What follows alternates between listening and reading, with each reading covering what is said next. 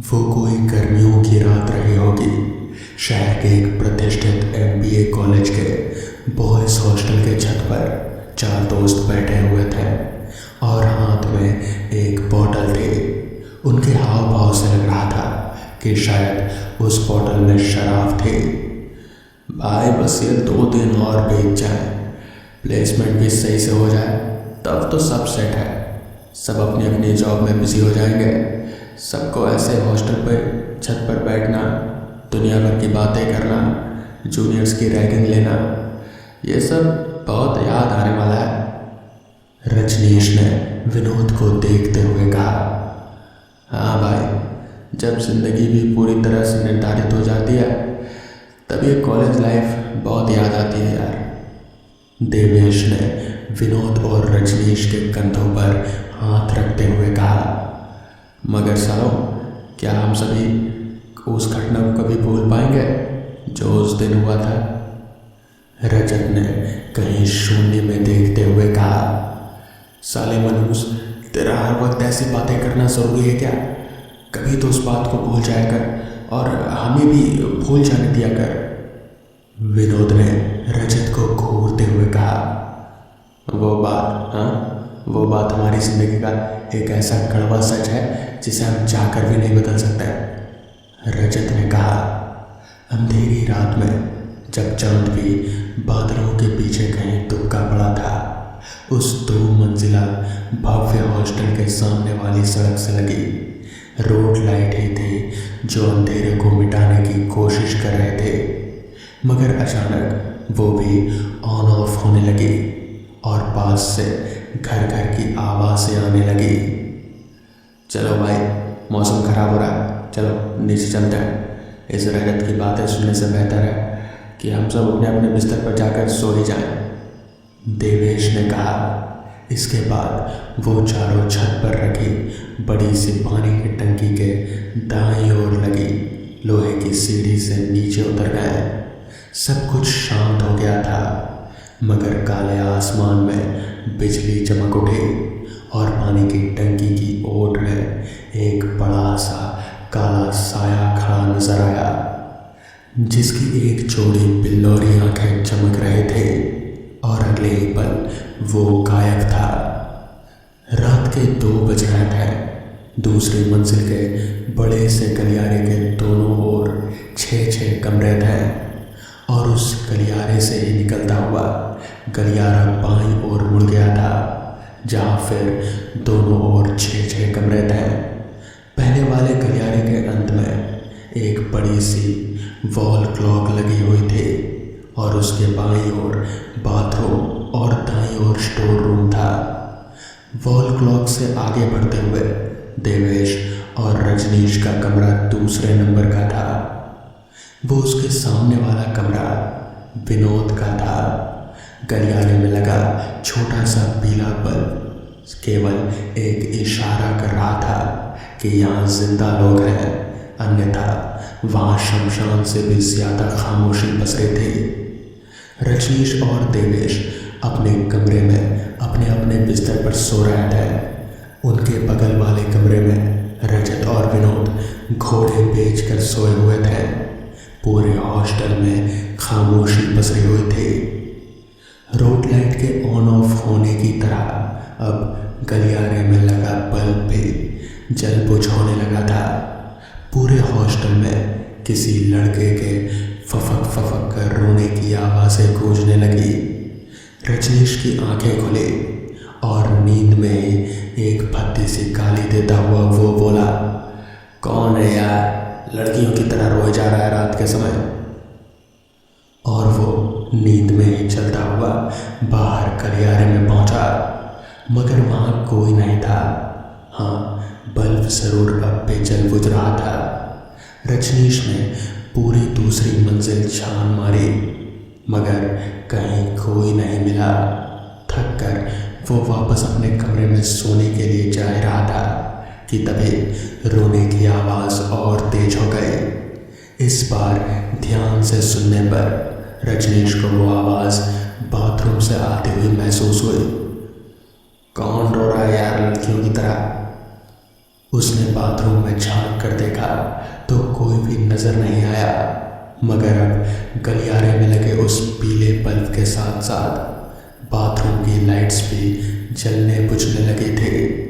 रोने की आवाज़ अब पूरी तरह से बंद हो गए थे। इस बार वो थोड़ा सकपका गया, मगर डरा नहीं। उसने सोचा कि जब यहाँ आ ही गया हूँ तो हल्का होकर ही चलता हूँ, और वो अपना काम निपटाने लगा।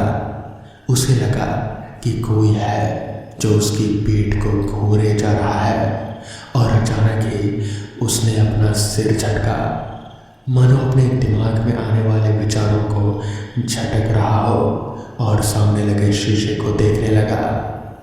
पर सामने देखते ही उसकी रीढ़ की हड्डी में एक ठंडी लहर दौड़ गई। शीशे में उसे वही काला साया नजर आया जिसके सिर्फ आंखें चमक रहे थे, बिल्ली जैसी डरावनी आंखें। वो आंखें धीरे धीरे रजनीश के करीब आ रहे थे और करीब आती गई। कौन? रजनीश उन आंखों को पहचान चुका था, मगर उसे यकीन नहीं हो रहा था कि ये वही साया है। पहचान तो गया ही है, अब देर मत कर, चल मेरे साथ। उस काले साए ने आवाज में एक अलग ही लचक के साथ कहा, नहीं, मैं कहीं नहीं जाऊंगा। और तू लौट कैसे आया साले? कहता हुआ रजनीश उस साए को मारने के लिए पलटा ही था, मगर उसने रजनीश को दूर धक्का दे दिया और अपने बाईं ओर लगे वॉश बेसिन को उखाड़कर उसके सिर पर फेंक दिया। खून का एक फव्वारा निकला और अगले ही पल सब शांत। वो साया गायब हो चुका था। अगली सुबह तक पुलिस, वार्डन और हॉस्टल के लड़के उस बाथरूम में खड़े हुए थे। रजनीश की लाश को पहचानना मुश्किल हो चुका था। इधर देवेश, विनोद और रजत का चेहरा पीला पड़ चुका था। आखिर उनका दोस्त अब उनके बीच नहीं था, और जिस बेरहमी से उसका खून किया गया था उसे देखकर तो कोई भी डर जाता। उन दिनों का वो दिन जितनी मुश्किल से बीता था, रात उससे भी ज़्यादा मुश्किल से बीतने वाली थी। रात हो गए थे, तीनों ने बामुश्किल खाना खाया और अपने कमरे में सोने चले गए। उन्हें अब भी यकीन नहीं हो रहा था कि जिस रजनीश के साथ बैठकर वो बीती रात अपनी आगामी भविष्य की योजना बना रहे थे, वही रात रजनीश की आखिरी रात थे। विनोद और रजत तो अपने कमरे में साथ थे। जैसे तैसे उनका समय कट रहा था, मगर देवेश वो अपने कमरे में अकेला था। उसे रह रहकर रजनीश की डरावनी लाश उसके आंखों के सामने याद आ रहे थे। जैसे तैसे आंखें मूंदकर वो सोने की कोशिश करने लगा। रात के किसी पैर उसकी नींद दरवाजे पर हुई दस्तक के कारण खुल गए। देवेश, उस आगंतुक ने बाहर से आवाज दी। वो आवाज तो विनोद की थी, मगर उसमें जो लचक थे उससे देवेश अनजान नहीं था। विनोद? देवेश ने घबराते हुए पूछा। दरवाज़ा खोल। वो आवाज़ अब अपनी लचक खोकर भयानक और डरावनी हो गई थे। देवेश की कमरे की लाइट भी बंद हो चुकी थे। अब उसे समझ आ गया था कि उसके कमरे के बाहर वो कौन था। दरवाज़ा खोल। वो भयानक आवाज़ फिर गूंजी। अब देवेश डर से चिल्लाने लगा था, इधर उधर भागने लगा था। भड़ाक की आवाज़ हुई और दरवाज़ा टूटकर ज़मीन पर गिर चुका था। तू? देवेश की आवाज़ में डर झलक रहा था। हाँ, मैं। क्या गलती थी मेरी? तुम लोगों ने मुझे किस गलती के लिए इतना जलील किया था? जीते जी तो मुझ में ताकत नहीं थी तुम लोगों को जवाब देने की, मगर अब मरने के बाद मुझ में भी ताकत है और शक्ति भी। अब मैं बदला लूँगा, उस साय ने कहा, जिसे अभी अभी देवेश ने जय कहकर संबोधित किया था। वो एक झटके में ही देवेश के सामने आ खड़ा हुआ और देवेश डर से कांपने लगा। मुझे छोड़ दे जाए, मैंने वो सब जानबूझकर नहीं किया था, जाने दे भाई, प्लीज प्लीज, देवेश घिघियाता हुआ बोला। जय के सामने हाथ जोड़कर वो खड़ा था। कभी मैं भी ऐसे ही बोला करता था, तुमने छोड़ा था मुझे, जय ने गुस्से में कहा। वो अब भी एक साय के ही रूप में था। उस खूब अंधेरे में सिर्फ उसकी बिल्लौरी आंखें ही चमक रहे थे। मुझे छोड़। देवेश का वाक्य पूरा होने से पहले एक गुलाबी रंग का दुपट्टा हवा में उड़ता हुआ आया और उसका एक सिरा देवेश के गले के चारों ओर गोल गोल लिपटता गया और दूसरा सिरा पंखे से जाकर बंध गया। देवेश हवा में झूल गया। उसकी जीभ बाहर लटकी हुई थी और गर्दन एक ओर मुड़ी हुई थी। जय जा चुका था। अपना एक और बदला लेकर दरवाज़ा वापस अपनी जगह लग गया था, बिल्कुल पहले की तरह। अगली सुबह जब देवेश बहुत देर तक भी अपने कमरे से बाहर नहीं निकला तो रजत और विनोद ने वार्डन को बुला लिया और इसके बाद जब देवेश के कमरे का दरवाज़ा तोड़ा गया तो सब सुन्न रह गए। देवेश की लाश पंखे से लटकी हुई थी और उसमें सफ़ेद रंग के कीड़े रेंग रहे थे। पूरी लाश सड़ चुकी थी, मगर ऐसा मुमकिन नहीं था। देवेश तो कल रात ही मरा था, तो फिर ऐसा कैसे हो सकता है? इतनी जल्दी उसकी लाश कैसे सड़ सकती है? रजत और विनोद अब एक दूसरे का चेहरा देखने लगे। शायद उन्हें भी अब अंदाजा हो चुका था कि उन्होंने कितनी बड़ी गलती की थी, जिसकी सज़ा उनके दो दोस्तों को मिल चुकी है और शायद अब इन दोनों को भी मिलने वाली थी। रजत और विनोद वहीं पास ही में खड़े पुलिस अफसर के पास गए और उन्हें अकेले में बात करने के लिए राज़ी कर लिया, जिसके बाद उन्होंने उस अफसर को पूरी बात बता दी। दरअसल रजत, विनोद, देवेश और रजनीश, ये चारों दोस्त एक जूनियर जयंत उसकी रैगिंग लिया करते थे। बहुत ही बुरी तरह से उसे जलील किया करते थे। एक दिन वो लोग हॉस्टल की छत पर जयंत को ले गए और उसे बुरी तरह से जलील करने लगे। जयंत हॉस्टल के छत पर किनारे पर बैठा हुआ था और गलती से इन लोगों का झटका जयंत को लगा और जयंत छत से धड़ाम से नीचे जा गिरा। गिरते ही उसकी मौत हो चुकी थी।